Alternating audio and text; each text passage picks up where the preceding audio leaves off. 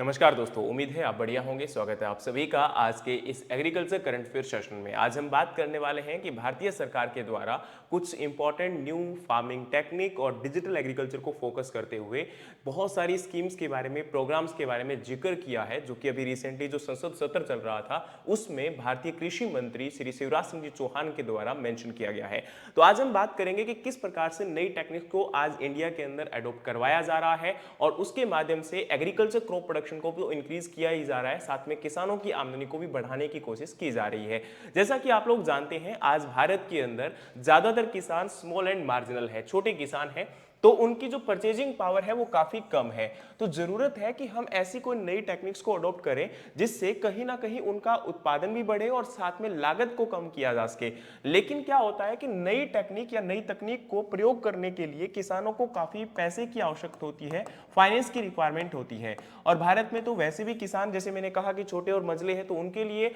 हर नई टेक्निक को आपका अडॉप्ट करना या फिर हर तकनीक के साथ साथ डिजिटल एग्रीकल्चर की तरफ मूव ऑन करना काफी डिफिकल्ट हो जाता है। तो यहां पर सरकार के द्वारा कुछ इनोवेटिव आइडियाज और इनोवेटिव आपके प्रोग्राम्स को रन किया जा रहा है और बहुत सारी स्कीम्स के माध्यम से आपका जो फाइनेंशियल असिस्टेंस है वो भी प्रोवाइड करवाया जा रहा है। तो उनके बारे में हम आज समझने की कोशिश करेंगे कि सरकार क्या ट्राई कर रही है और उनके माध्यम से कैसे किसानों की आमदनी बढ़ रही है। सबसे पहले हम लोग बात करते हैं कि भारतीय सरकार के द्वारा सस्टेनेबल एग्रीकल्चर प्रैक्टिसेस को प्रमोट करने के लिए national mission for sustainable agriculture के अंडर में कुछ स्कीम्स को रन किया जा रहा है कि कैसे हम एक टिकाऊ खेती की ओर अग्रसर हो सकते हैं और उससे हम लोग ना कि केवल आपके रिसोर्सेज को बचाएंगे, आपके एनवायरमेंट को बचाएंगे, बल्कि साथ साथ में आपका प्रोडक्शन और जो यहां पर प्रोडक्टिविटी है उसको भी इंक्रीज करने की कोशिश करेंगे, ताकि लागत को कम किया जा सके, रिसोर्सेज का कंजर्वेशन किया जा सके और साथ में टिकाऊ खेती की ओर अग्रसर हो सके। क्योंकि अगर हम इसी प्रकार से हमारे रिसोर्सेज या फिर जो हमारे स्रोत हैं, खासकर प्राकृतिक स्रोत हैं, उनका दोहन करते रहे तो आने वाले समय में ये स्रोत बहुत कम हो जाएंगे और उससे जो हमारे किसानों को और आने वाले जनरेशंस को काफी बड़ा भुगतान करना पड़ सकता है। खासकर हमारी जो फूड सिक्योरिटी है, खाद्य सुरक्षा है, वो भी खतरे में आ सकती है। तो जरूरत है कि कुछ ऐसे इनोवेटिव आइडियाज के ऊपर जोर दिया जाए जिससे हमारे जो रिसोर्सेज है, खासकर जो प्राकृतिक स्रोत है, उनको बचाया जा सके। क्योंकि लिमिटेड अमाउंट में प्रेजेंट है, जैसे कि पानी या फिर आपका हवा बहुत प्रदूषित हो रही है, तो उसको कंट्रोल किया जा सके। तो यहां पर बात कर रहे हैं पर ड्रॉप मोर क्रॉप। तो मैंने क्या कहा, national mission for sustainable agriculture के अंडर में टिकाऊ खेती को बढ़ावा देने के लिए भारतीय सरकार के द्वारा एक मिशन चलाया गया था, पर ड्रॉप मोर क्रॉप। जैसे आप लोग जानते होंगे कि जो हमारे देश के अंदर आज प्रेजेंट टाइम में, ना कि हमारे देश में बल्कि वर्ल्ड में भी आप बात कर सकते हो कि पानी की बहुत ज्यादा अधिक मात्रा में कमी है और खासकर इंडिया के अंदर तो 50% एरिया ही हमारा इरिगेटेड है, बाकी रिमेनिंग एरिया में आज भी बारिश के आधार पर खेती की जाती है। तो जरूरत है कि इस पानी को बचाया जाए। तो आपकी प्रति बूंद से कितना अधिक हम उसका यूटिलाइजेशन कर सकते हैं, उसकी यूज एफिशिएंसी को बढ़ाने के लिए इस मिशन को स्टार्ट किया गया था, जिसके माध्यम से जो नई टेक्नोलॉजीज हैं, जैसे कि माइक्रो इरिगेशन टेक्नोलॉजीज में ड्रिप इरिगेशन, स्प्रिंकलर इरिगेशन, इनको आपका प्रमोट करना, ताकि जो पानी की यूज एफिशिएंसी है उसको बढ़ाया जा सके, उसकी प्रयोग दक्षता को बढ़ाया जा सके। इसके अलावा नेक्स्ट है रेनफेड एरिया डेवलपमेंट। अब इस प्रोग्राम के तहत आपकी जो इंटीग्रेटेड फार्मिंग सिस्टम्स है उनको प्रमोट किया जा रहा है और साथ में इससे हमारी प्रोडक्टिविटी और क्लाइमेट रिस्क, यानी कि जो जलवायु की वजह से आपके प्रभाव है एग्रीकल्चर के ऊपर, कृषि के ऊपर, उसको कम किया जाना जरूरी है। तो उसके तहत यहां पर इंटीग्रेटेड फार्मिंग सिस्टम को क्या किया जा रहा है, प्रमोट किया जा रहा है। अब देखो, इंटीग्रेटेड फार्मिंग सिस्टम का मतलब क्या है, इस बात को थोड़ा सा समझना पड़ेगा। इसका मतलब होता है, जैसे एग्जांपल के तौर पे हमारे खेतों के अंदर हम आपके जितने भी कंपोनेंट्स हैं उनको एक दूसरे के साथ आपका जो है ऐड ऑन करते हुए, जैसे आपका हमारी फसल से आपकी अवशेष बच जाते हैं, उनको खेत में चारे के प्रयोग में यूज किया जाए। हमारे जो एनिमल्स हैं उनका जो मैन्योर बचेगा, उस मैन्योर को प्रयोग लाया जाए खेत के अंदर एज ए मैन्योर की फॉर्म में, ऑर्गेनिक मैन्योर की फॉर्म में, जिससे यहाँ पर जो मैन्योर की डिपेंडेंसी है या फर्टिलाइजर की डिपेंडेंसी है वो हम कम कर सकते हैं। ऑर्गेनिक मैटर को मिट्टी के अंदर इंक्रीज कर सकते हैं। साथ में जरूरत है कि हम इसके अंदर क्रॉप रोटेशन या आपकी क्रॉप डाइवर्सिफिकेशन जैसी टेक्निक्स को अडॉप्ट करें, जिससे हमारा जो कहीं ना कहीं जैसे लेग्यूमिनस क्रॉप को हम ऐड करते हैं क्रॉप रोटेशन में, तो उससे क्या होता है, मिट्टी की जो प्राकृतिक उर्वरक क्षमता है वो बढ़ती है और उर्वरकों का प्रयोग हमारा कम हो जाता है, यानी कि लागत आपकी यहां पर कम हो सकती है और आने वाले समय में जो आपके पेस्टिसाइड्स, केमिकल्स हैं, इनके प्रयोग को भी कम किया जा सकता है। इसके अलावा soil health and fertility scheme, जिसके माध्यम से हमारी मिट्टी की जो प्राकृतिक उर्वरक क्षमता है उसको बढ़ाना, इसमें मेनली इंटीग्रेटेड न्यूट्रिएंट मैनेजमेंट को फोकस किया जा रहा है। जैसा आप लोग जानते हो, अगर हम लोग लगातार केवल फर्टिलाइजर्स को यूज करते हैं तो उससे हमारी मिट्टी एक नशे की तरह आदी हो जाती है, और फिर उसमें अगर हम बाद में कोई भी बायो फर्टिलाइजर या ऑर्गेनिक कंटेंट को ऐड करते हैं तो जल्दी से मिट्टी उसको रिवाइव नहीं कर पाती है। जैसे सोच के देखो, एक नशे वाला व्यक्ति होता है, अगर वो लगातार 10 साल 15 साल 5 साल तक नशे कर रहा है और उसको बाद में आप एकदम से नशा छोड़ने के लिए बोलते हो तो काफी डिफिकल्ट होता है, और जितना लंबा टाइम तक वो नशे का आदी रहता है उतना ही उसको लंबा समय छोड़ने में भी लगता है। वही हालात यहां पर मिट्टी के साथ भी है। आज हमारी मिट्टी जो है वो पॉल्यूट हो चुकी है, प्रदूषित हो चुकी है, उसको आपके जो सिंथेटिक उर्वरक है उनकी आदत पड़ चुकी है। तो जरूरत है कि हम इसमें कुछ मैन्योर, कुछ आपके ऑर्गेनिक कंटेंट उसको ऐड करने की कोशिश करें। थोड़ा सा समय लगेगा, मिट्टी को रिवाइव होने में टाइम लगेगा, लेकिन ऐसा नहीं है कि वो बिल्कुल भी रिवाइव नहीं कर पाएगी। ज्यादातर किसान क्या करते हैं, बीच में ही उस चीज को छोड़कर आगे बढ़ जाते हैं और सोचते हैं कि ये इतना ज्यादा अधिकतम प्रयोगशाली नहीं है, लेकिन ऐसा नहीं है। तो यहां पर मिट्टी की उर्वरक क्षमता को बढ़ाने की कोशिश की जा रही है इंटीग्रेटेड न्यूट्रिएंट मैनेजमेंट के माध्यम से। खासकर इसमें सोइल हेल्थ कार्ड को आप ऐड ऑन कर सकते हो, मतलब मिट्टी में जरूरत के अनुसार ही उर्वरकों का प्रयोग किया जाए। अगर अधिकतम मात्रा में प्रयोग किया जाएगा तो उससे लागत बढ़ेगी, लेकिन उत्पादन उतना हम लोग नहीं बढ़ा पाएंगे। फिर बारी आती है जी mission for integrated development of horticulture, agroforestry and national bamboo mission. मतलब यहां पर आपका क्रॉप डाइवर्सिफिकेशन, फसल विविधीकरण के माध्यम से आपके खेतों के अंदर ना कि केवल आपका प्रोडक्शन को इंक्रीज करना है, बल्कि पर यूनिट एरिया में मैक्सिमम कैसे यूटिलाइजेशन कर सकते हैं, और यहां पर डाइवर्सिफिकेशन यानी कि फसल विविधीकरण के माध्यम से कैसे ओवरऑल आपका प्रोडक्शन और प्रोडक्टिविटी को इंक्रीज किया जा सकता है, इसके ऊपर जोर दिया जा रहा है। तो यहां पर आपके हॉर्टिकल्चर को भी इसमें क्या किया जा रहा है, एड ऑन किया जा रहा है। इसके अलावा अगर हम बात करें तो नेक्स्ट हमारी जो क्रॉप इंश्योरेंस स्कीम है, आप लोग जानते होंगे, फसल बीमा योजना के ऊपर भी पुरजोर दिया जा रहा है। और इसका मेन कारण क्या है? इसका मेन कारण है क्योंकि आज के समय में खासकर जो प्राकृतिक आपदाएं हैं वो लगातार बढ़ रही हैं। और एक चीज और इंपॉर्टेंट है कि आप लोग जानते होंगे, हमारे पर्यावरण का या जो जलवायु परिवर्तन है उसका सबसे बड़ा असर हमारी खेती के ऊपर है। तो जरूरत है कि इस समय हमारी खेती के अंदर जो एक नुकसान हो रहा है उसको कम करने के लिए तो हम एटलीस्ट ऐसी टेक्निक को यूज कर रहे हैं, नई वेराइटीज आपकी निकाली जा रही है। लेकिन जरूरत है कि अगर किसी भी वजह से, प्राकृतिक आपदा की वजह से, कीटों के प्रकोप की वजह से, बीमारी की वजह से या पर्यावरणीय असंतुलन की वजह से अगर फसल खराब हो जाती है, भारी बारिश के कारण, ओलावृष्टि के कारण, तो उस समय आपकी फसलों का यहां पर बीमा करवाया जा रहा है प्रधानमंत्री फसल बीमा योजना के अंडर और restructure weather based crop insurance scheme के अंडर में। तो जिससे यहां पर आपके किसानों को एटलीस्ट उचित मुआवजा मिल सके और उनका कंप्लीट लॉस होने से उनको बचाया जा सके। तो इन स्कीम्स के माध्यम से आपका कोशिश की जा रही है। नेक्स्ट बारी आती है जी सबमिशन ऑन एग्रीकल्चर मैकेनाइजेशन। अब देखिए ये एक इंपॉर्टेंट स्कीम है क्योंकि आप लोग जानते हैं कृषि यंत्रीकरण यानी कि जो आपका मैकेनाइजेशन है यानी कि मशीनों का प्रयोग है खेती में, उसको बढ़ावा देने के लिए इस स्कीम को, इस मिशन को चलाया गया था। इस मिशन को 2014-15 में इंप्लीमेंट किया जाता है स्टेट और यूटी गवर्नमेंट के साथ में मिलकर, और खासकर तमिलनाडु के अंदर भी इसको शुरुआत में ये कह सकते हो जहां से हम शुरुआत इनिशियल स्टेप आपके लिए गए थे।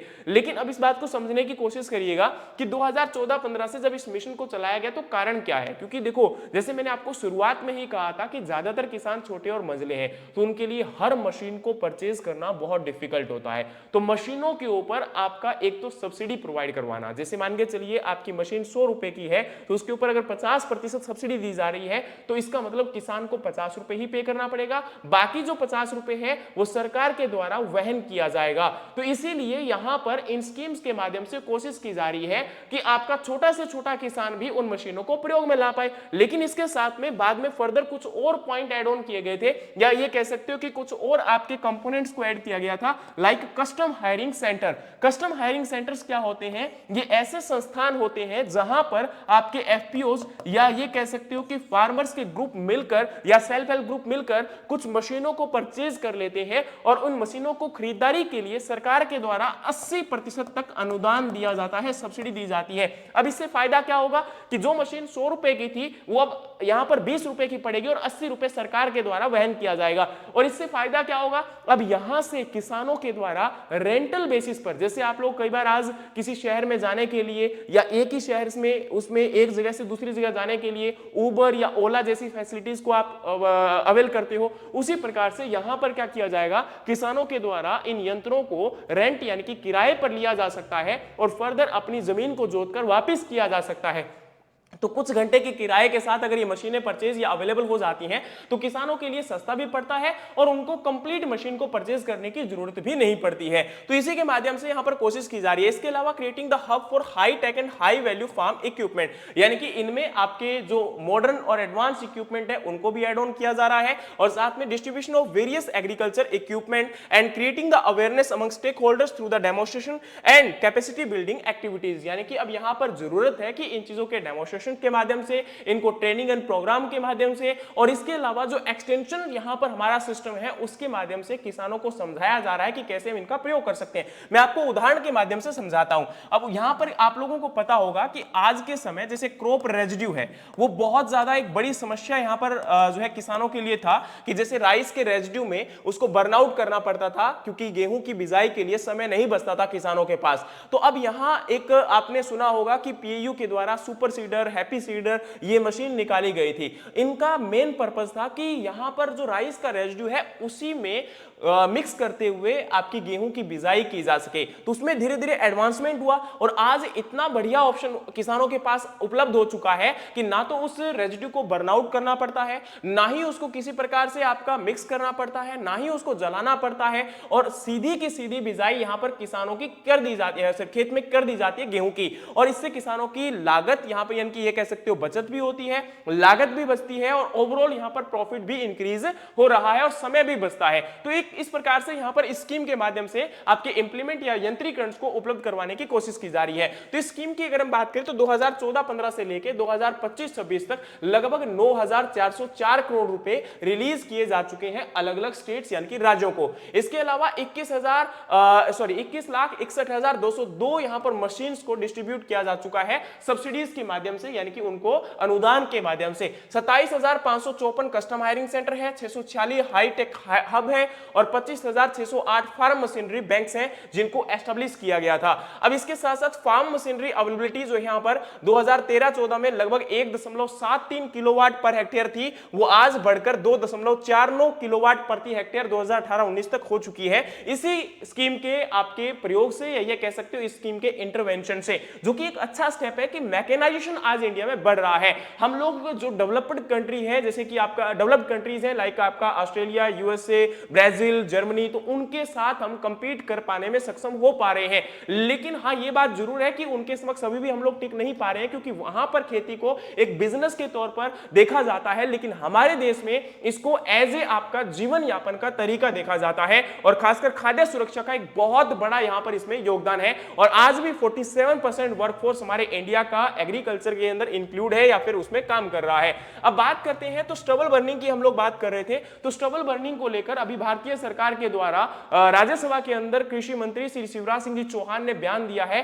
कि आपके रेजिड्यू बर्निंग का दिल्ली के पॉल्यूशन में 5% भी योगदान नहीं है। लेकिन अब यह बात आपको याद होगी कि किसानों को जेल भेजा गया, किसानों के ऊपर पेनल्टी डाली गई, किसानों का सर्विलेंस किया गया, इसके साथ साथ उनको बार बार मीडिया के अंदर भी ट्रायल्स में जो है रिप्रेजेंट किया गया, उनको अरेस्ट भी किया गया, केस फाइल किया गया, लेकिन उनका योगदान उस प्रदूषण में केवल 5% था। और अभी भी यहां पर इस बात को सोच के देखिए कि विलन जो बनाया गया एक खतरनाक यहां पर विलन के तौर पर किसान को पेश किया गया, लेकिन जो 95% पॉल्यूशन कंट्रीब्यूटर थे, जैसे कि आपके साधनों का जो व्हीकल्स होते हैं उनसे इमिशन होता है, इंडस्ट्रियल पॉल्यूशन है, या कंस्ट्रक्शन डस्ट यानी कि जो धूल होती है कंस्ट्रक्शन करते टाइम उड़ती है, या आपका अर्बन वेस्ट बर्निंग है, मैक्सिमम पॉल्यूटेंट जो कंट्रीब्यूटर थे वो ये थे। लेकिन क्या इनके ऊपर कभी कोई एक्शन लिया गया? नहीं। तो यहां पर आपका केवल और केवल किसान को ही खलनायक क्यों बनाया गया? ये किसान के ऊपर ही लगातार लांछन क्यों लगाया गया कि आप ही हो वो जिम्मेदार पर्सन जिसकी वजह से दिल्ली में कंप्लीटली पॉल्यूशन हो रहा है?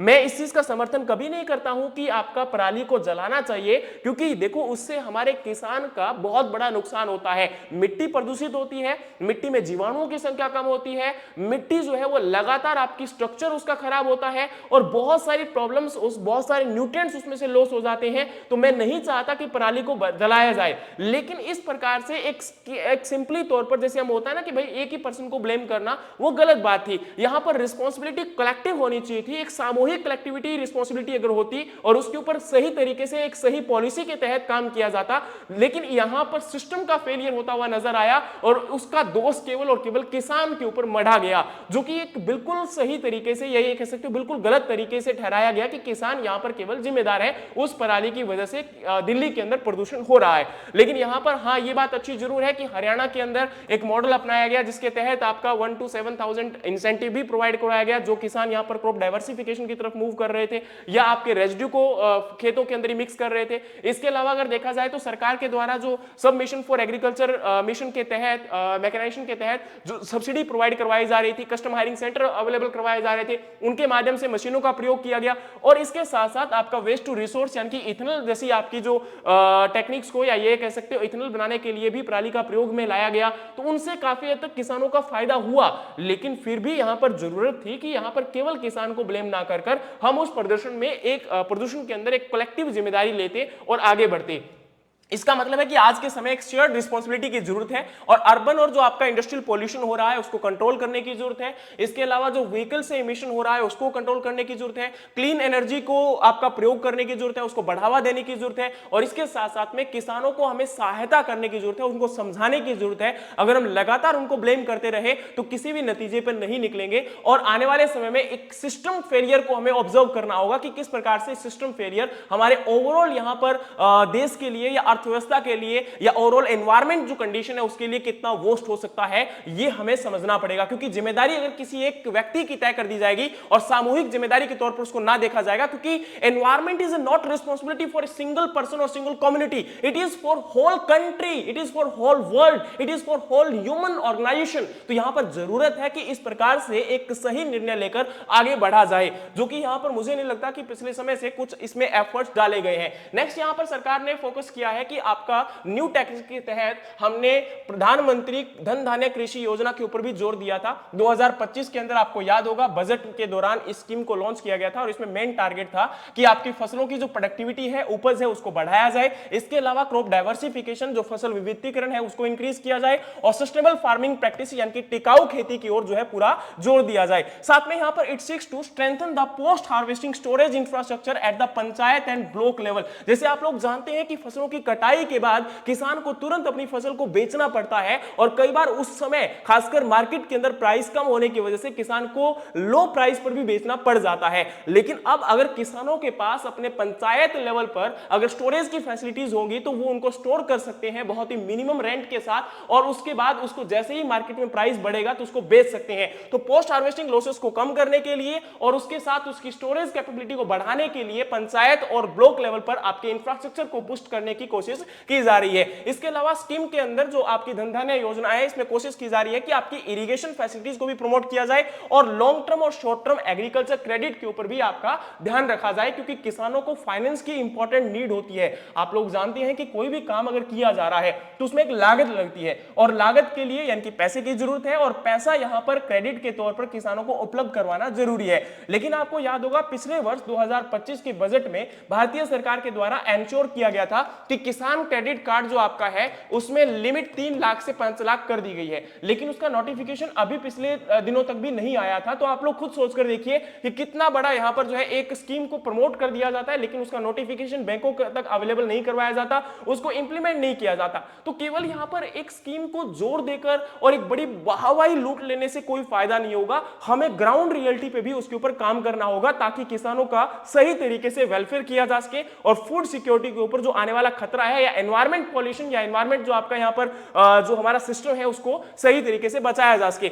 इसके अलावा धन धान्य योजना के तहत इंप्लीमेंट किया जा रहा है 100 डिस्ट्रिक्ट्स में और इसमें 36 जो एग्जिस्टिंग स्कीम्स है और 11 डिपार्टमेंट्स है उनको इसके अंदर कवर किया जा रहा है या उसके तहत इस स्कीम को ओवरऑल इंप्लीमेंट किया जा रहा है। तो कोई फर्क नहीं पड़ता क्योंकि नई स्कीम को लॉन्च करने का जरूरत नहीं है। अगर हम प्रीवियस स्कीम से ही सीखकर उनको सही तरीके से इंप्लीमेंट किया जाए तो मुझे लगता है कि सही तरीके से एग्रीकल्चर का डेवलपमेंट किया जा सकता है। लेकिन एक्सटेंशन सिस्टम सिस्टम इतना ज्यादा हमारा खराब हो चुका है कि किसानों तक या रियल जो आपके नीडी पर्संस है उन तक इन स्कीम्स का बेनिफिट नहीं पहुंच पाता है, जिसको हमें समझाने की जरूरत है, इसको आगे लेकर जाने की जरूरत है। इसके अलावा national innovation in climate resilient agriculture programme आपका आईसीआर के अंडर में इसको रन किया जा रहा है और ये आपका डिस्ट्रिक्ट लेवल पर, जिला स्तर पर जो हमारे रिस्क है, जो एक प्रकार से जोखिम है या फिर जो हमारी क्लाइमेट चेंज यानी कि जो आपका जलवायु परिवर्तन है उसके इंपैक्ट को कम करने के लिए इस योजना को स्टार्ट किया गया था। इसके तहत 310 जो आपके वल्नरेबल डिस्ट्रिक्ट थे यानी कि जहां पर बहुत ज्यादा बुरी स्थिति थी, दयनीय स्थिति थी, उनको चूज किया गया और उनमें से 109 डिस्ट्रिक्ट्स को वेरी हाई वल्नरेबिलिटी और आपके 201 डिस्ट्रिक्ट्स को हाई वल्नरेबल डिस्ट्रिक्ट्स की कैटेगरी में आपका रिकॉग्नाइज किया गया। इसके साथ साथ में किसानों की आमदनी को बढ़ाने के लिए उनकी जो यहां पर रेजिस्टेंस है या उनकी रेजिलियंसी है उसको आपका और ज्यादा बेहतर करने के लिए, क्लाइमेट रेजिलिएंट टेक्नोलॉजी को अडॉप्ट करने के लिए, जैसे कि system for rice intensification, aerobic rice, direct seeding of rice and zero till wheat sowing have been demonstrated, यानी कि इसके माध्यम से आपके किसानों को जैसे कि पानी के प्रयोग को कम करना या फिर आपका जो है कम से कम लागत को आपका एटलीस्ट डिक्रीज किया जाए, कम किया जाए, तो उनको कोशिश करने के लिए इन टेक्निक्स को प्रमोट किया जा रहा है इस प्रोग्राम के माध्यम से और ये प्रोग्राम आपका आईसीआर के अंडर में रन किया जाता है। अब देखिए यहां पर केवीकेज आप लोग जानते होंगे कृषि विज्ञान के अंदर, उनके माध्यम से कोशिश की जा रही है कि यहां पर 151 डिस्ट्रिक्ट्स में जो कि आपके 480 जो क्लाइमेट रेजिलिएंट विलेजेस हैं उनको कवर कर रहे हैं और केवीके के माध्यम से यहां पर डेमोन्स्ट्रेशन प्रोवाइड करवाए जा रहे हैं, क्योंकि डेमो लगाने से हम तरीके से अच्छे तरीके से किसी भी चीज को समझा सकते हैं, उनको बताया जा सकता है और उस स्कीम को इंप्लीमेंट भी करवाया जा सकता है ताकि किसान देखकर, सुनकर और समझकर आगे बढ़ सके। इसके अलावा अगर हम बात करें तो निकरा के अंडर में यानी कि जो आपका national innovation for climate resilient agriculture है, इसके अंडर में जो विलेज लेवल सीड बैंक और कम्युनिटी नर्सरीज है उनको भी आपका यहां पर सीड अवेलेबल करवाना और उसको प्रमोट करने की कोशिश की जा रही है ताकि एक उचित और सही मात्रा में किसानों तक सही समय पर बीज उपलब्ध हो सके, उसकी गुणवत्ता में सुधार आ सके और इसके साथ जो ट्रेडिशनल वेराइटीज है, ट्रेडिशनल सीड्स है जिनके अंदर आपकी रोग प्रतिरोधक क्षमता या हमारी जलवायु के समक्ष खड़े रहने की क्षमता अधिक होती है, उन सीड्स को प्रिजर्व किया जा सके और उनको और ज्यादा अच्छे तरीके से किसानों तक या आपके जो और किसान है उन तक भी इसको पहुंचाया जा सके। इसके अलावा ड्रॉट एंड फ्लड टॉलरेंट जो क्लाइमेट रेजिलिएंट वेराइटीज है फसलों की, जैसे कि rice, wheat, soybean, mustard, chickpea, sorghum,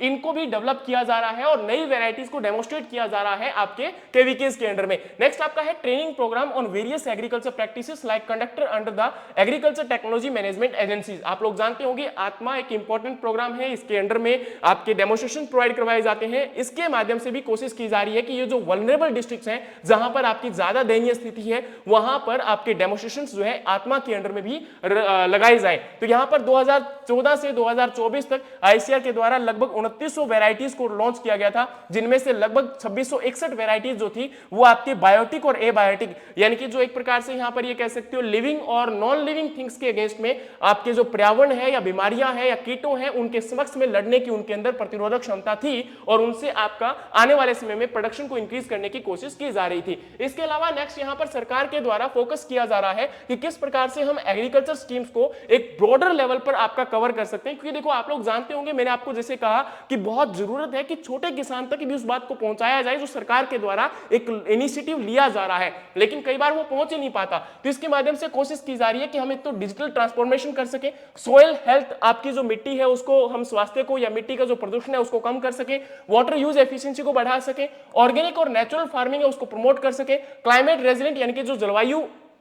के समक्ष या जलवायु के आपके समक्ष ये कह सकते हो जलवायु परिवर्तन की वजह से जो फसलों पे नुकसान है उसको कम किया जा सके और इसके साथ साथ में सस्टेनेबल और रीजनरेटिव एग्रीकल्चर प्रैक्टिसेस को प्रमोट किया जा सके। और इसमें जैसे मैंने आपको ऑलरेडी कहा था कि इंटीग्रेटेड आपकी जो टेक्निक्स हैं उनको फॉलो किया जा रहा है, एक ओवरऑल आपका अप्रोच को फॉलो करते हुए प्रोडक्शन को इंक्रीज करने की कोशिश की जा रही है। फिर हम बात करेंगे यहां पर कि गवर्नमेंट के द्वारा डिजिटल एग्रीकल्चर को भी प्रमोट करने के लिए एग्रीस्टैक, कृषि decision support system, comprehensive soil fertility and profile map, IT institutes को प्रमोट किया जा रहा है ताकि खेती के अंदर भी डिजिटलाइजेशन को ऐड किया जा सके। अब देखो ये बात थोड़ी सी डिफिकल्ट लगती है कि खेती के अंदर आपका डिजिटलाइजेशन कैसे लाया जा सकता है। देखो एक चीज आप लोग समझते होंगे कि आज हमारे देश के अंदर डिजिटलाइजेशन के माध्यम से कैसे इनपुट कॉस्ट को कम किया जा रहा है, कैसे जो आपका वर्क या ये कह सकते हो लेबर डर्जरीज को आपका रिड्यूस किया जा रहा है। क्योंकि आप लोग जानते होंगे पिछले खासकर अगर हम आज से 50 साल पहले भी जाकर देखेंगे तो किसानों के द्वारा बहुत सारे जैसे आपके जो बैल होते थे या मैनुअली लेबर के माध्यम से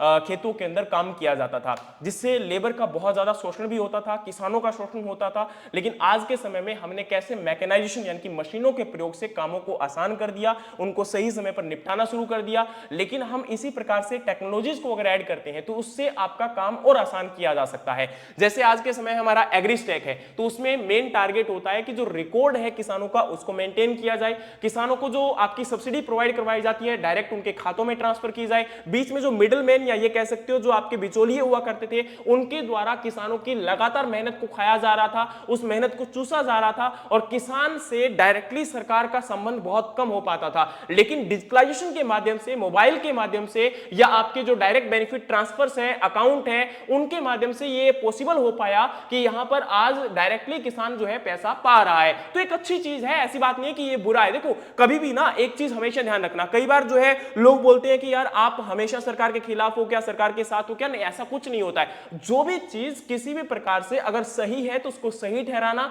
गलत है तो गलत ठहराना, क्योंकि हमारी समझ, हमारा जो आईक्यू है वो यही तो आपको बताता है ना, यही हमारी जो समझ है, जो आपका मानसिक विकास है, या जो हम कहीं ना कहीं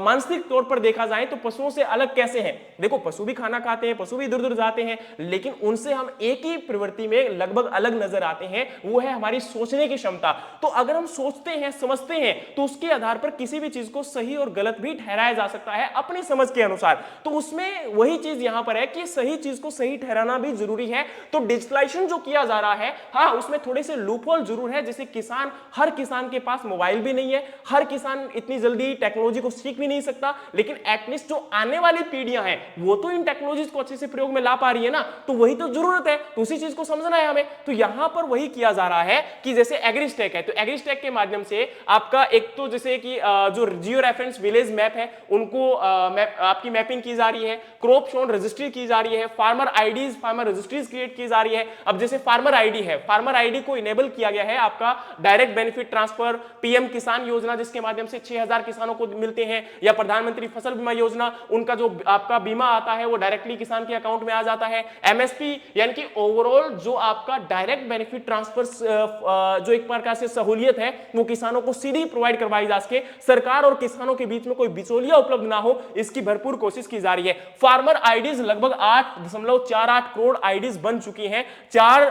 फरवरी 2026 तक। इसके अलावा डिजिटल क्रॉप सर्वे भी किए जा रहे हैं जिनके माध्यम से आपका एस्टिमेशन लगाया जा सकता है कि क्रॉपिंग सोइंग पैटर्न क्या चल रहा है, अभी प्रेजेंट टाइम में कौन कौन से पैटर्न जो है किसानों के द्वारा फॉलो किए जा सकते हैं। आने वाले समय में हम वहां की जो रिसोर्सेस यूज अवेलेबिलिटी है, या जो आपके रिसोर्सेस की डिग्रेडेशन है उनके आधार पर, या जो भी आपके मतलब ये कह सकते हो कि वहां की सुविधा के अनुसार कौन कौन सी पैटर्न को रिकमेंड किया जा सकता है, किसानों को समझाया जा सकता है, उन सब बातों के ऊपर इसके अंदर में जोर दिया जा रहा है। इसके अलावा अगर हम बात करें तो महाराष्ट्र और छत्तीसगढ़ के अंदर इस एआई जो चैटबॉट है, या ये कह सकते हो कि ओवरऑल जो आर्टिफिशियल इंटेलिजेंस है, इसके माध्यम से डायरेक्टली किसानों को, क्योंकि जो किसानों का नुकसान हुआ या किसी प्राकृतिक आपदा के कारण नुकसान हुआ, उस नुकसान को भरपाई करने के लिए जो पैसा डिस्ट्रीब्यूट किया गया, जैसे महाराष्ट्र के अंदर 14,000 करोड़ रुपए 89 लाख किसानों को ट्रांसफर किए गए, तो वो डायरेक्टली उनको जो है आपका ट्रांसफर किया गया। इसके अलावा छत्तीसगढ़ के अंदर भी फार्मर आईडी के तहत और डिजिटल क्रॉप सर्वे के तहत एमएसपी आपका जो है जैसे कि पेडी का प्रिक्योरमेंट किया गया, तो जिससे 32 लाख किसानों को आपका फायदा हुआ।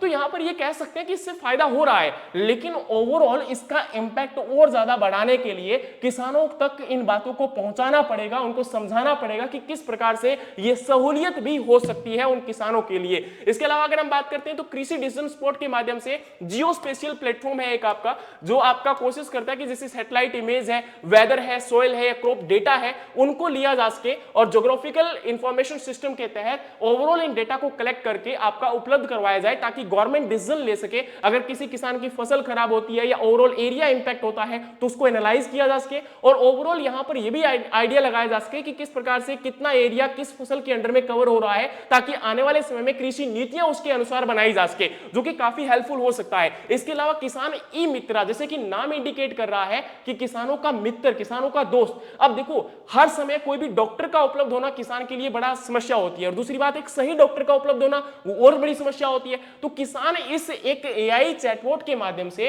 अपनी जानकारियां ले सकता है। तो इसमें आपका अभी तक प्रधानमंत्री किसान सम्मान निधि योजना को ऐड किया गया था, जिसके माध्यम से 11 रीजनल लैंग्वेज में किसान अपनी क्वेरीज पूछ सकते हैं और जानकारी जान सकते हैं हैं, जो कि एक अच्छा हेल्पफुल आपका आइडिया है। तो इसी प्रकार के और भी इंस्टीट्यूट हैं, जैसे कि यहाँ पर प्रेजेंट टाइम में हम बात करें तो नेशनल पेस्ट सर्वेलेंस सिस्टम। सोचकर देखिए कि आप अपनी, जैसे फॉर एग्जांपल आप बीमार हो जाते हो, आपके किसी शरीर पे कोई आपका जो है प्रॉब्लम आ जाती है, आप उसकी फोटो खींचो और तुरंत आपको पता चल जाए कि ये फलानी बीमारी है, और उसके बाद आप उसको, चलो क्योर करने के लिए डॉक्टर के पास जाना चाहिए, मैं आपको रिकमेंड नहीं करूंगा, लेकिन किसान क्या करेगा, यहां पर इस एप्लीकेशन के माध्यम से, इस एप्लीकेशन में जाएगा, अपने जो खेत के अंदर बीमारी है फसलों के ऊपर या कोई किसी कीट का प्रकोप है तो उसकी फोटो खींचेगा, उसमें अपलोड करेगा, तुरंत सारी जानकारी पता चल जाएगी कि ये आपका इस इंसेक्ट या पेस्ट की वजह से ये इंपैक्ट हुआ है, इसको कैसे नियंत्रित किया जा सकता है। और यहां पर सबसे अच्छी बात है कि अलग अलग भाषाओं में ये एप्लीकेशन उपलब्ध है और किसान यहां पर इसका बेनिफिट ले सकते हैं बिना किसी एक्सपर्ट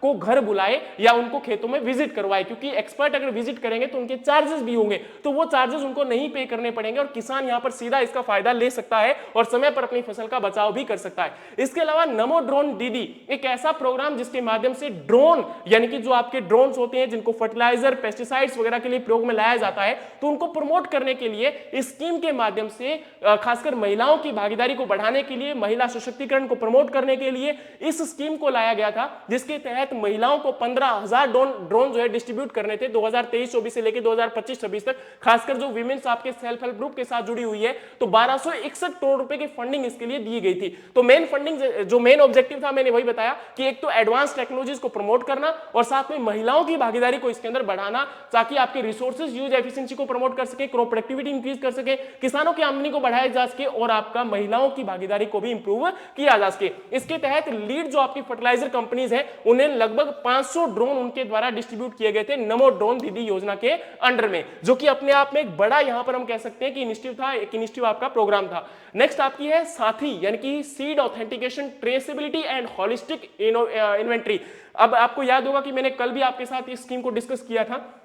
इसके माध्यम से ये कोशिश की जा रही है कि जो सीड आपका है वो डिजिटल प्लेटफॉर्म के माध्यम से एक होलिस्टिक मैनेजमेंट करना, एक क्वालिटेटिव सीड किसान तक पहुंचना बहुत जरूरी होता है, तो उसको एंश्योर करना, उसको ट्रेसेबिलिटी करना, या मान के चलिए जो सैंपल्स लिए जाते हैं, सैंपल कलेक्ट किए जाते हैं, वो सही तरीके से उसका ट्रांसफर एग्जैक्टली लैब तक पहुंचाना, लैब से सही जानकारी उपलब्ध करवाना और उसके बाद उसका ऑथेंटिकेशन वहां पर जनरेट करना। अगर उसमें किसी प्रकार की कोई कमी पाई जाती है तो उसको तुरंत आपका ट्रेस करना और उसके ऊपर सही है आपकी जो भी बनती कार्रवाई है, जो भी पर्सन उसमें कल्प्रिट है उसके ऊपर सही कार्रवाई करना, मुजरिम के ऊपर कार्रवाई करें, तभी आने वाले समय में सही बीज उपलब्ध हो पाएगा। तो इसको आपका एंश्योर करते हुए एक साथी पोर्टल यहां पर डेवलप किया गया है, जिससे आपकी उच्चतम गुणवत्ता का और सही समय पर किसानों को बीज उपलब्ध हो सके, इनपुट कॉस्ट उपलब्ध हो सके, ताकि किसानों की लागत इसमें जो है वेस्ट ना हो। तो ये इस प्रकार से कुछ इंपॉर्टेंट आपके इनिशिएटिव्स थे गवर्नमेंट के, न्यू इनिशिएटिव या न्यू फार्मिंग टेक्निक, और जिनके माध्यम से डिजिटल एग्रीकल्चर को भी प्रमोट करने की कोशिश की जा रही है। तो अपने आप में काफी अच्छा स्टेप है और ये सारी जानकारी जो है अभी रिसेंटली हमारे ministry of state of agriculture जो है श्री रामनाथ ठाकुर जी, उनके द्वारा इस जानकारी को जो है आपका लोकसभा के अंदर पेश किया गया था और उसके बाद जो हमारे कृषि मंत्री है उन्होंने भी इस बात की जानकारी साझा की थी। तो अपने आप में मुझे लगता है कि अच्छे स्टेप्स हैं, लेकिन आज भी इनकी जरूरत है कि सही तरीके से किसानों तक पहुंचाया जाए और खासकर जो क्रॉप रेजिड्यू जैसी समस्याएं हमारे देश के अंदर पहुंची थी, उनको आपका एक गलत तरीके से, गलत नजरिए से ना पेश किया जाए। उसकी सही जानकारी अगर सब लोगों तक होगी और सही तरीके से मिलकर अगर काम किया जाएगा तो मुझे लगता है कि इसको और ज्यादा बेहतर किया जा सकता है, क्योंकि ये पर्यावरण, ये खेती, ये जमीन, ये रिसोर्सेज सब हमारी धरोहरें हैं और इन धरोहरों को हमें आने वाली जनरेशंस को सही सलामत सौंपना है, तो इसके ऊपर मिलकर काम करना होगा। उम्मीद है कि ये सेशन आपको सही तरीके से पसंद आया होगा। इसमें जो जानकारी आपके साथ साझा की गई है ये आपको काम आएगी, तो जल्दी से इसको लाइक कीजिए, शेयर कीजिए और सब्सक्राइब भी कीजिए। मिलते हैं नेक्स्ट वीडियोस में, तब तक के लिए जय हिंद, जय भारत।